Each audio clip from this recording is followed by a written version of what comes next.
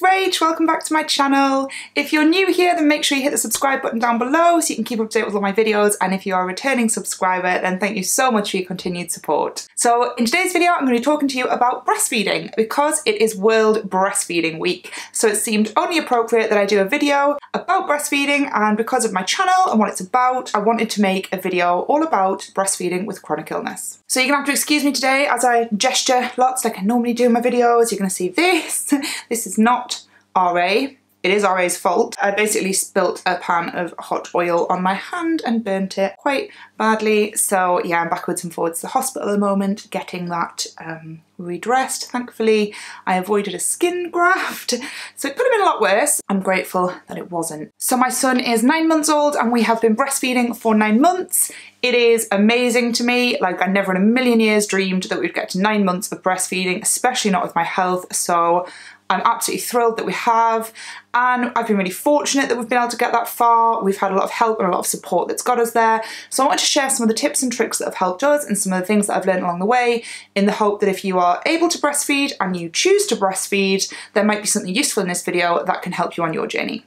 So for lots of people with chronic illness, I know that breastfeeding isn't an option, and I know that can be an incredibly difficult and incredibly sensitive topic. I've been really fortunate in that I've been able to. I don't take that for granted at all. I know it's a real blessing. I've been incredibly fortunate that the choice was mine and I had that choice there to make, but I am aware for some people in the chronic illness community, they don't get that choice, and I know from speaking to various women within my pregnancy group that I run for chronic illness, I will link that down below. I know that can be a really difficult subject for them. If that's you, I just want to say, you're amazing. Whether you breastfeed or not, you are the most amazing mum. You are the perfect mum for your baby. You are all they need.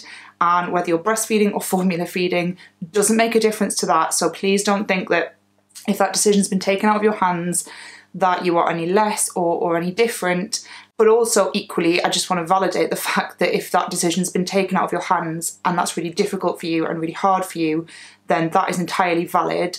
And, you know, you're allowed to feel everything you're feeling about that, because it must be incredibly difficult, and I know I would have really struggled if that decision had been taken out of my hands. I just wanted to get that out there at the beginning of the video because I know it can be a really difficult topic for some women, and I just wanted to be sensitive to that fact. So the first thing I want to talk about is medication. Really important one. Obviously, if you're chronically ill, normally you're taking some kind of medication. Now, there is a huge amount of information out there regarding medication and breastfeeding, and it's mostly super vague and not very helpful.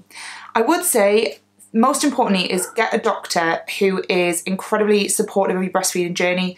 My rheumatologist was really supportive of my desire to breastfeed. He worked with me to ensure that I could take medications that were safe for breastfeeding. When I say safe, I mean the risks are so low compared to the benefits of me taking them and being as well as possible for my son. So, you know, before someone comments being like, none of them are safe, I know that. However, my doctor has worked really hard to make sure we are doing this as safely as possible, and my son is safe while breastfeeding while I'm taking medication. And I do need to point out, I am not a medical expert. I don't have any kind of medical degrees or expertise. I'm just speaking from my own experience.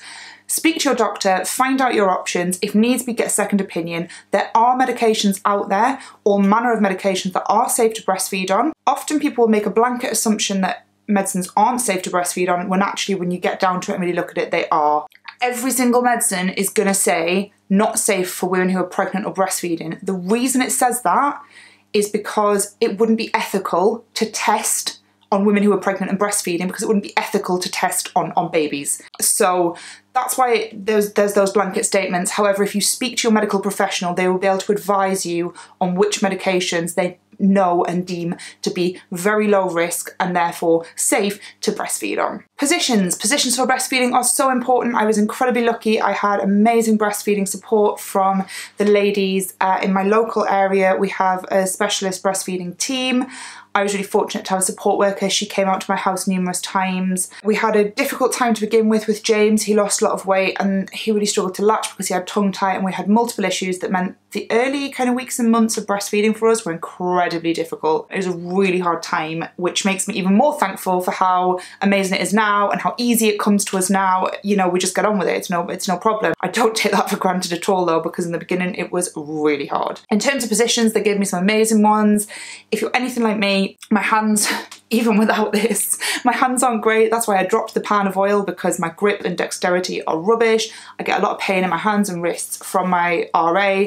So I was learning positions that basically were going to help me to breastfeed, and particularly in the early days, babies feed for a long time and they're on and off you constantly. So James would feed for like half an hour at a time, and he'd be doing that every hour. So I needed to be able to get into a position that wasn't going to put a huge amount of stress on my joints, wasn't going to cause me lots of pain. The traditional cradle hold, which obviously you'd have your arms like this and baby's sort of here and feeding here. That obviously puts quite a lot of stress and stuff on the joints, so the rugby hold is a fantastic one. I will find an image of that to pop onto the screen so you can see what it is. I should have a doll or something to demonstrate, but there are some great breastfeeding videos on YouTube in terms of positions. I will link some of them down below as well. So if you want to learn about some of these different positions that could be useful if you've got sore joints, obviously you can go away and have a look, research. There's so many different positions for breastfeeding. You can find what suits you depending on your needs. Your needs might be different depending on the nature of your chronic illness. So the rugby hold for me was a great one because he was tucked under my arm. He was lying sort of under here and then facing this way, but literally just tucked into this sort of space here, and it was great because there was no pressure on my joints. So lying down feeding as well. Lying down feeding was another fantastic one for us because I was able to literally just lie on my side and he could feed. There are loads of different positions out there and you will be able to find one that works for you. It's just about trial and error. That brings me on to my next point, which is get yourself kind of tools to make it easier. My main one would be a breastfeeding pillow. They are like a C-shaped pillow. I will again pop some links down below so you can see what I mean, but it's a C-shaped pillow. It's quite a tough, kind of robust pillow, and it literally sits in around your waist, and then the baby is fully supported by it. So that takes all the weight off your arms, your elbows, your hands. They can just rest on it. You can obviously put your arm to cradle them and keep them safe. It takes the weight and the pressure off from you. Really good again if you're doing a rugby hold because they're propped up to the right height kind of for your breast. They can just be tucked in here, lying on the pillow. You've always got an arm here to keep them safe and stop them rolling away, and then they can feed safely. So a pillow is a definite must. I personally love my sling. I got a sling, it's the K-Tan sling, actually fantastic, love that sling. It is expensive, but in my opinion, it's so worth the money. They're not paying me to say that, this is not an advertisement, it's just my opinion. I loved my sling, I lived in it. If you've got RA or any kind of chronic illness that means you live with chronic pain, and you're having a new baby, get a sling. It is a godsend. I mean, it is for any new mum because any new mum who uses a sling will tell you it frees up your hands. But obviously when you've got a condition that's characterised by chronic pain, it gives you a hand in terms of they can be lifted up, they're on you, and you don't need to be taking their weight and the pressure of that on your joints, on your arms. I had a sling that I was able to manoeuvre so I could actually breastfeed him safely within the sling. I will say, just on a safety point of view, don't put them in a sling and stick them on to feed and start walking around not paying kind of any attention to what's going on, because that can be really dangerous. You don't want to suffocate your baby, so if you are feeding in a sling, use it as a support tool, and obviously you be present and still mindful of them feeding and be watching them and supervising. That's just something I wanted to put out there. But yeah, I used the sling to be able to, so again, support his weight and keep his head in the sort of in a nice position where he still had the free movement of his neck, which is obviously really important for them to be able to pop on and off. But again, just a way of taking the pressure off my joints and things. Yeah, couldn't have lived without my sling. It is a wonderful tool, so I would definitely recommend one of those. There are other tools available out there. Have a look, think creatively, think, what am I going to have a potential barrier, like what is going to be my struggle, what are my issues with my health, like which parts of me are painful, what do I struggle with, and then think, okay, well, what's a way around that? I can guarantee you there'll be something out there, whether it's designed for it or not, there will be stuff out there you can use to make your life easier. Support is the next one, a huge one. Like, you need support to be able to breastfeed full stop, but especially when you're chronic ill, it's even more important. You need to have support around you, whether that's in the form of professionals, a supportive doctor, a breastfeeding consultant, there's a whole manner of professionals available. There's lactation consultants and things, but also just your family and your friends, your partner. I had support from Dave, which was amazing. In the early days when it was just feed, I had no energy, I was exhausted, as any new mum is. But I also had chronic fatigue on top of that, so I was like the double whammy, and it was so hard and I was so tired. And when I was battling with that fatigue and then the pain as well, and then I was recovering from a C-section, I just had nothing. I literally, all I could do was just kind of feed James and take care of James, and everything else just fell to the side. But I had Dave there who was hugely supportive of my breastfeeding. He would make me healthy food. It's really important when you're breastfeeding to eat, plenty, healthy food. Really important to stay hydrated. That's a huge one. And Dave would literally, every time I was breastfeeding, he would be bringing me like a pint of juice. and another pint of juice, and just making sure I always had fluids, making sure I always had food available, snacks available. You'll be amazed how hungry you get when you're breastfeeding. It is ridiculous, but it's burning a huge amount of energy within your body to make that milk and feed that baby. So definitely have people around you who can help you prep snacks.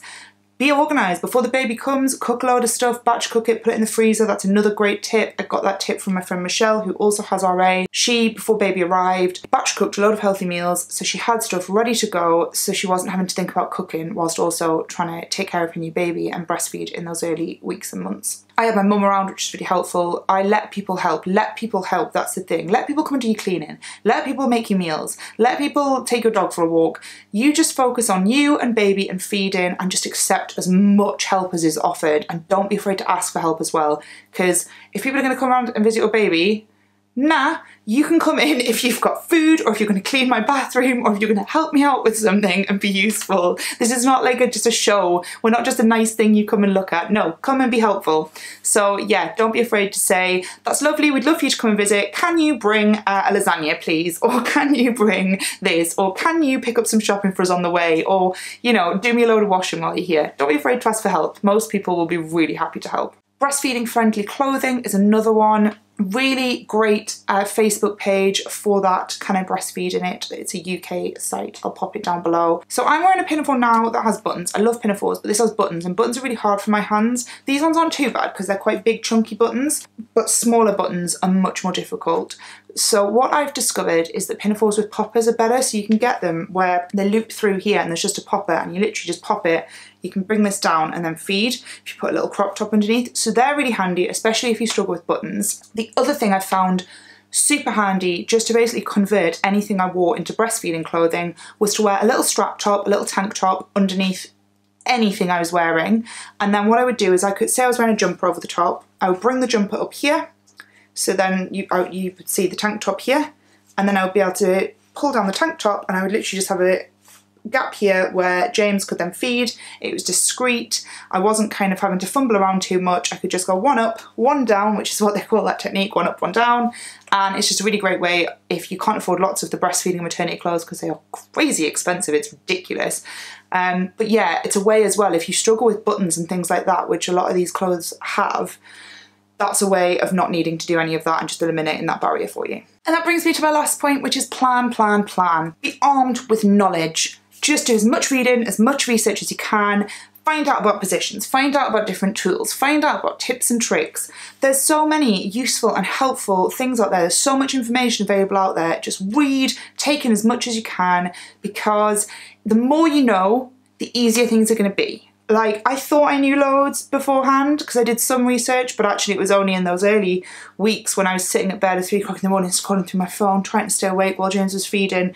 I learned so much. And actually arming myself with information was one of the greatest things that I did, particularly in those early weeks. It helped make things easier because I understood cluster feeding, I understood about leaps, I understood about like growth spurts, all really important stuff that just helped me understand the journey and what was happening and what he was going through and what he was needing from me. And it just really helped me retain my sanity, because it is, in those early days and weeks, it can be really hard and you can kind of feel like you're going a little bit insane. But yeah, arm yourself with information, do your research, get different tools, find things that can help you, and just have everything in place ready to go, and just surround yourself with people who are really supportive of your decision, really supportive of your journey, and want to help you and encourage you on your way. So I hope that you found these tips useful. I hope you found this information useful. It can be really daunting, especially the first time when you're going to be breastfeeding. It can be really overwhelming. There is a lot of information out there. I would say just spend some time reading through it. Join some support groups. Facebook support groups are amazing. Look for one in your area. Find one you can attend in person. Obviously, hopefully, if things calm down with COVID and things in the coming months, those will be back up and running. But certainly in the meantime, get that virtual support, join online groups, join general online groups, either for your area or, you know, for the entire world. There's loads out there. They're really supportive. They're armed with women who have so much experience and they're so happy to share it with you. And honestly, they were a godsend for me. I use them even now. I'm 9 months in and I still think, oh, I'm not sure, I'll just ask someone else and then they have experience and they can share it and it's brilliant. So happy World Breastfeeding Week. I hope you've enjoyed this video. If you have got a chronic illness and you're going to be breastfeeding, then I hope you found it really useful. If you've got any other questions, then please pop them down below. I will do my best to answer them in the comments. Or if you've got any other tips and tricks for other women who are going to be breastfeeding, particularly if you've been feeding with a chronic illness, share them down below. Thanks for watching. If you haven't already, make sure you subscribe to my channel and I will see you next time. Bye!